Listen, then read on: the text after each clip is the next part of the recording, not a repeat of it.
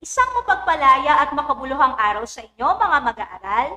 Isa na namang araw ang ating pagsasamahan dito sa Valenzuela Live. Ako ang inyong gurong tagapagdaloy, Ginang Fatima Espinosa, at sama-sama tayong matuto sa Araling Panlipunan 7, Kasaysayan ng Asya. Bago tayo mag-umpisa, huwag kalimutan ang inyong panulat, ang inyong attendance sa chat box, ang inyong module sa Araling Panlipunan 7, at higit sa lahat, ang inyong atensyon sa pakikinig. It's AP time! Noong nakaraang aralin, pinag-aralan natin ang mga relihiyong umiral sa Silangan at Timog Silangang Asya. Bilang balik-aral, naghanda ako ng 3 katanungan mula sa nakaraang aralin. Bibigyan ko kayo ng 5 segundo, alamin ang mga relihiyong aking tinutukoy, at i-type lamang ang inyong sagot sa comment section. Para sa unang bilang, ang relihiyong ito ay nakabatay sa buhay at turo ni Kristo. Timer starts now.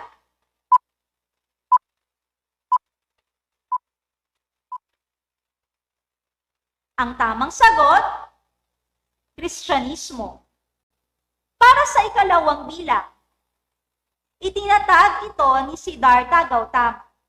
Timer starts now.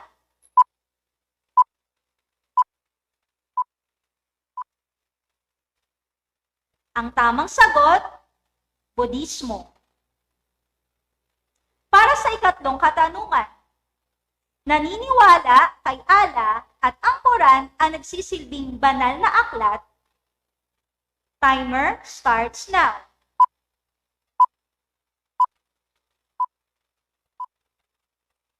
Ang tamang sagot, Islam. Magaling mga mag-aaral, patunay iyan na kayo ay maraming natutunan sa nakaraang aralin. Sa pagpapatuloy ng aralin para sa ika-7 linggo ng ika-4 na markahan, ang aralin ito ay hango sa ating most essential learning competency na nasusuri ang mga anyo, tugon at epekto ng neokolonyalismo sa Silangan at Timog Silangang Asya. Ang tiyak na layunin natin para sa araw nito ay natatalakay ang mga anyo at mga pamamaraan ng neokolonyalismo, na ipaliliwanag ang mga epekto ng neokolonyalismo, at nasusuri ang mga tugon ng mga Asyano sa neokolonyalismo.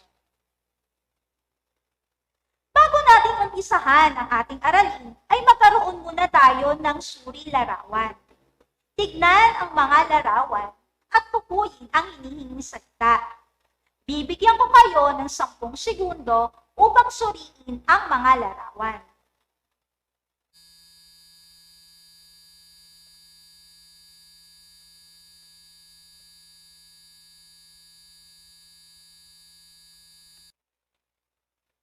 Ano kaya tinutukoy ng mga larawang ito? May ideya na ba kayo kung ano ang ating paksang tatalakayin? Tama! Ang paksang tatalakayin natin ay tungkol sa neokolonyalismo. Upang higit natin na maunawaan ang mga ito, narito ang mga katanungan na magbibigay daan sa pag-unawa sa aralin ito. Una, ano ang pinagkaiba ng kolonyalismo sa neokolonyalismo? Ikalawa, ano ang mga anyo at epekto ng neokolonyalismo? At ang ikatlo, ano ang naging tugon ng mga Asyano sa neokolonyalismo? Maraming mga bansa ang nagkaroon ng kasarinlan pagkatapos ng ikalawang digmaang pandaigdig. Nagwakas ang sistemang kolonyalismo sa paglaya ng maraming mga bansa. Ngunit, tunay nga ba silang naging malaya? Sinasabing pagkatapos ng ikalawang digmaang pandaigdig, hindi maiwasan ang kalagayan kung saan ang malakas na bansa ay may kontrol pa rin sa mga maliliit na bansa. masasabing may kontrol pa rin ang malalakas na bansa sa mahihinang bansa sa ibang aspeto o anyo. Ito ang tinatawag na neokolonyalismo. Ano ba ang neokolonyalismo? Ang neokolonyalismo ay hango sa mga salitang neo, mula sa salitang Griego, na makabago, kolonyalismo, tuwirang pananakop ng isang malakas na bansa sa isang mahinang bansa. Sa makatuwid, ang neokolonyalismo ay bagong paraan ng kolonyalismo sa pamamagitan ng pagkontrol sa buhay, pampolitika at pang-ekonomiya ng isang maunlad na bansa sa hindi maunlad na bansa. Ang mga bansang US at Japan ay larawan ng neokolonyalismo sa mga bansa sa Asia, lalo na sa larangan ng ekonomiya at kultura. Ano nga ba ang mga anyo ng neokolonyalismo? Maraming pamamaraan ang ginamit kung saan naimpluwensyahan tayo ng mga dating mananakop sa maraming taon. Nariyan pa rin ang pakikialam ng mga bansang nananakop sa mga bansang lumaya na. Ano ang pinagkaiba ng neokolonyalismo sa kolonyalismo? Ang kolonyalismo ay paraan ng pananakop kung saan gumamit ng dahas sa pamamagitan ng direktang okupasyon ng militar. Samantala ang neokolonyalismo ay makabagong uri ng kolonyalismo na pagpapatuloy ng impluwensya ng mga dating bansang nananakop sa politika at ekonomiya ng mga dating bansang sinakop. Ilang instrumento ng mga anyo ng neokolonyalismo ang nakapaloob sa tinatawag na dayuhang tulong o foreign aid, pang-ekonomiya, pang-kultura, at pang-militar. Unang aspeto, aspetong politikal. Ang lihim na pagkilos o covert operation kung hindi mapasunod ng mapayapa, gumawa ng paraan ang mga neokolonyalista upang guluhin ang isang pamahalaan o ibagsak ito ng tuluyan. Sa bansang Vietnam, tinulungan ng US si Ngo Dinh Diem laban kay Ho Chi Minh na maging pinuno ng Timog Vietnam. Sa Pilipinas naman, ipinadala ng CIA si Edward Lansdale hindi lamang upang sukuin ang mga hukbalahap, kundi tumulong din mailuklok sa katungkulan ang isang pangulong mananatiling tapat sa Estados Unidos. Sa aspeto naman ng ekonomiya, dayuhang pautang o foreign debt. Anumang pautang ng International Monetary Fund o IMF, World Bank o ng Estados Unidos ay laging may mga kondisyon.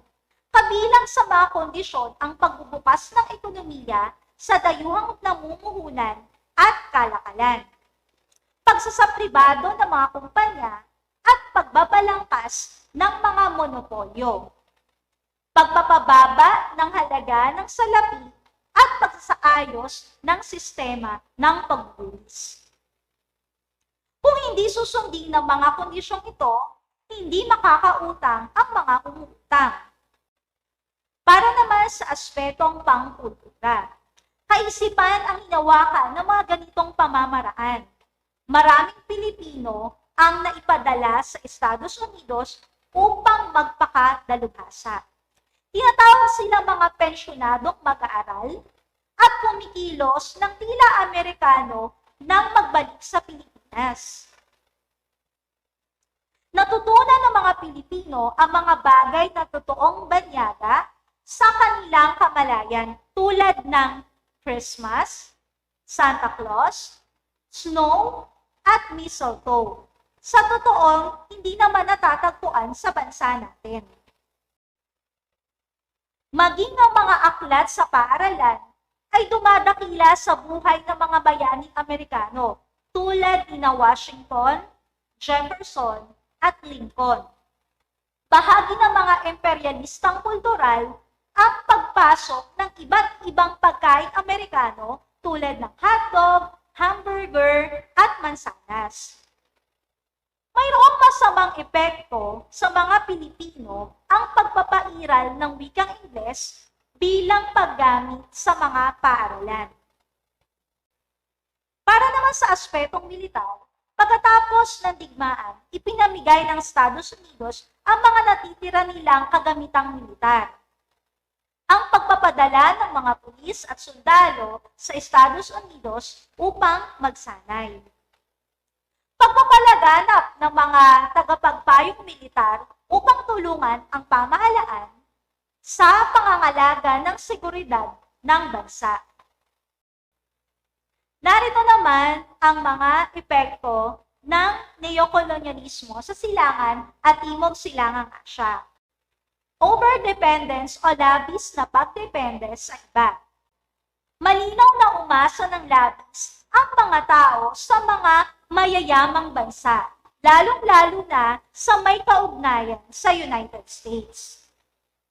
Ikalawa naman, loss of pride o kawalan ng karangalan. Sanhi ng mga impluwensya ng mga damuhan na buo ang isipan o sa isipan ng mga tao na lahat ng galing sa kanluran ay mabuti at magaling.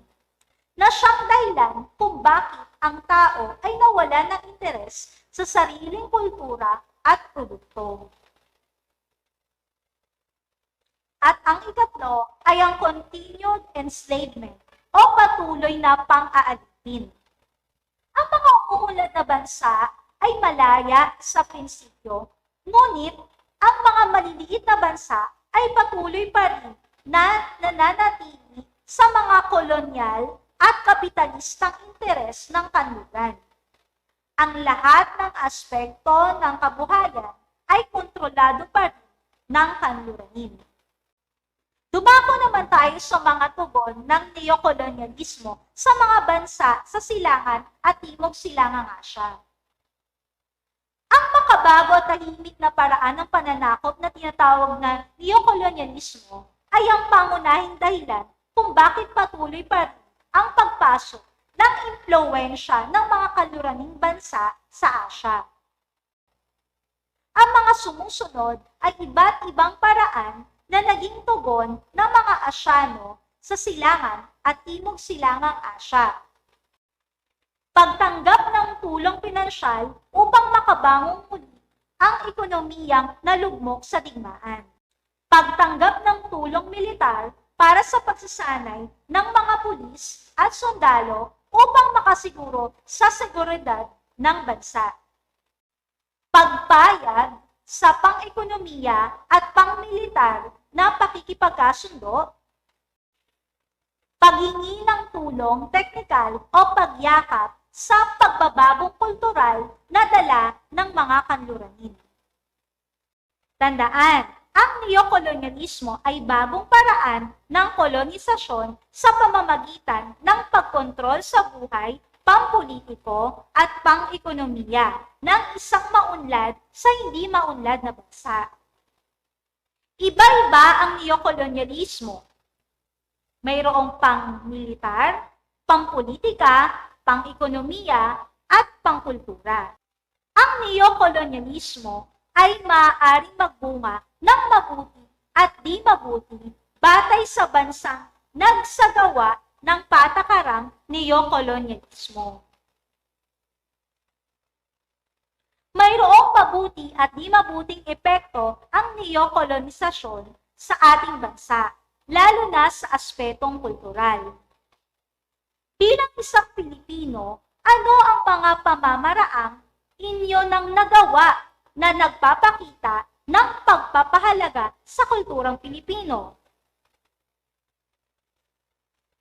Mahusay, pagtangkilik sa mga gawa at produktong Pilipino. Ano pa? Magaling, pagyamanin ang wikang Pilipino. Ang husay ng inyong mga sagot. Iba talaga ang mga batang Valenzuelano. Angat ang may alam. Bago matapos ang aralin, magbibigay ako ng isang maikling pagtataya para sa araw na ito. I-click ang heart react kung ang pahayag ay tama at sad react naman kung mali. Bibigyan ko kayo ng 5 segundo para sa inyong sagot. Ang neokolonyalismo ay tumutukoy sa bagong paraan ng kolonisasyon. Timer starts now.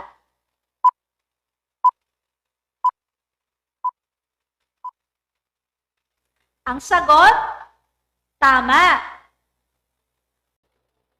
Para sa ikalawang bilang, sa ilalim ng neokolonyalismo, maraming restriksyon ang ipinatupad ng mga bansang kolonyalismo. Timer starts now.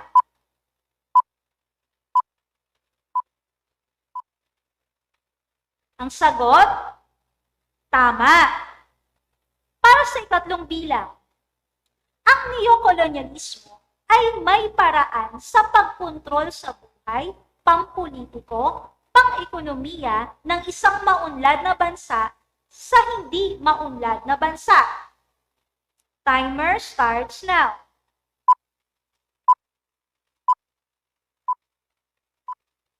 Ang sagot, tama. Para sa ika-4 na bilang, ang neokolonyalismo ay mabuti at di mabuting epekto sa lupang sakop. Timer starts now.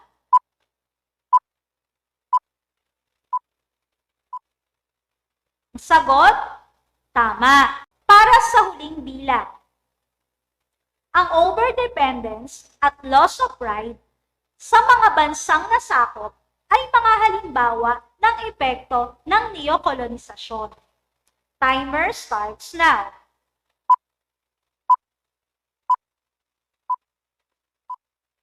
Ang sagot, tama. Mahusay ang inyong mga pagsagot, grade 7. At para naman sa ating question and answer, may isang mag-aaral ang nagbigay ng kanyang katanungan. Ang katanungan niya ay, paano nakaapekto ang bagong paraan ng kolonyalismo tulad ng sa paraang pangkultura? Magandang katanungan yan.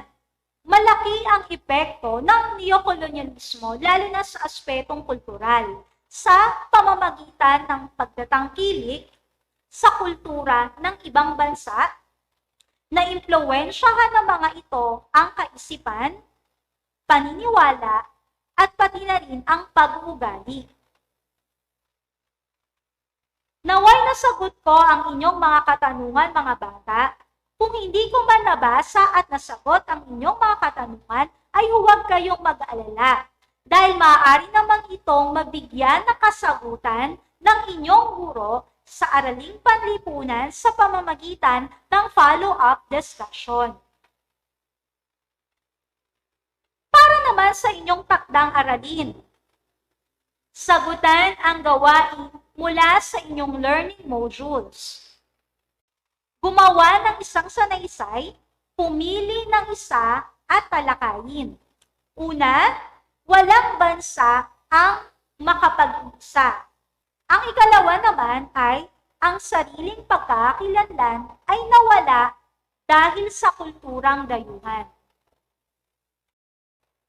At dito nagtatapos ang ating aralin para sa araw na ito. Magkita-kita ulit tayo para sa panibagong kaalaman at tatalakayin natin sa susunod na araw. Dito lamang sa ating Valenzuela Live.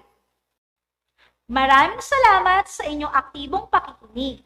Muli, ako si Ginang Fatima Espinosa mula sa Lawang Bato National High School. Paalam!